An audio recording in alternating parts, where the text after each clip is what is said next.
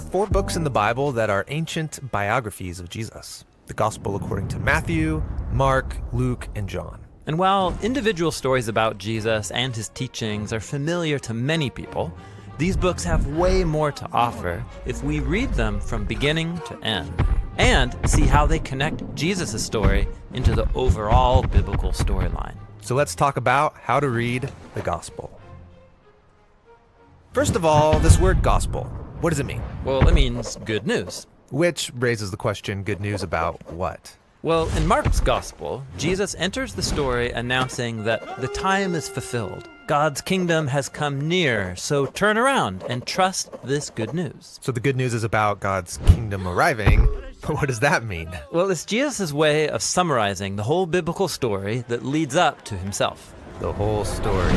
Okay, give me the short version. Well, the story begins with God creating a good world and then appointing humanity as his representatives to rule it. But then the humans rebel over and over, leading to a world of violence and death. That's a problem. But God's committed to making it work. So he chooses Abraham and his family to restart the project. Then through Moses, God brings the family into a garden land of abundance so that he can restore all of the nations through them. Right, Israel becomes a kingdom with amazing kings like David, but eventually Israel rebels too, and it leads them into destruction. But Israel's prophets said that God wasn't giving up. He was going to personally come and restore Israel so that his justice and peace could spread to all nations and to all creation. This hope was called the kingdom of God. And that's what Jesus said he was bringing to Israel. Yes, Jesus' good news is about God's kingdom, the new creation that was arriving to restore humanity to their role as God's partners in ruling the world.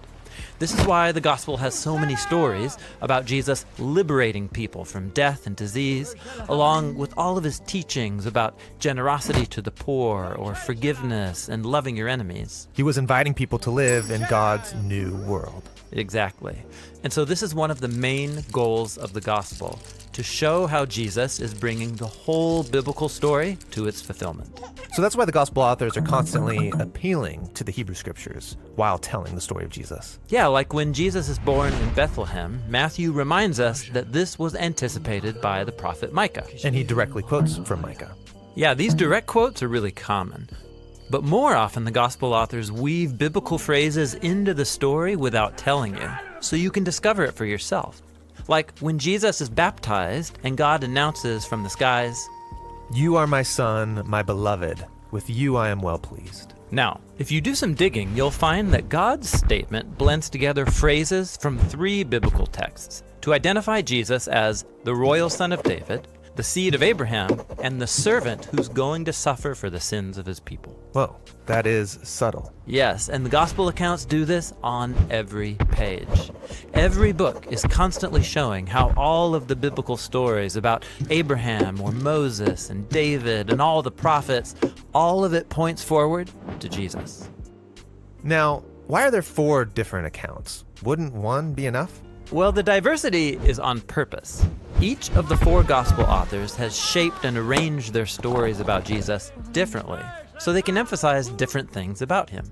Matthew presents Jesus as a greater Moses, and so he's grouped Jesus' teachings into 5 large blocks, just like the 5 books of the Torah.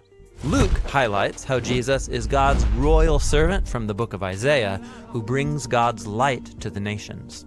Mark presents Jesus as a new start for humanity, bringing the mystery of God's new creation crashing into the present.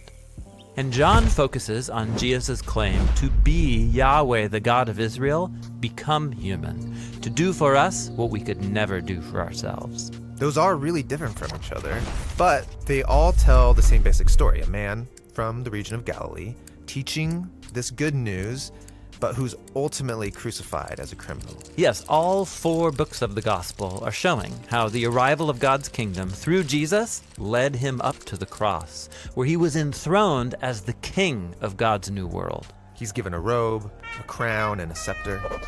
Right.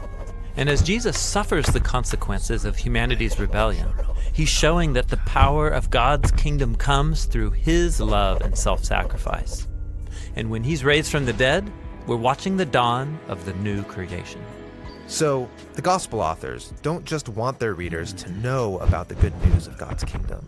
They want them to become a part of it. Yes, the gospel is designed to persuade us to trust and follow Jesus so that we can participate in the new creation that he began.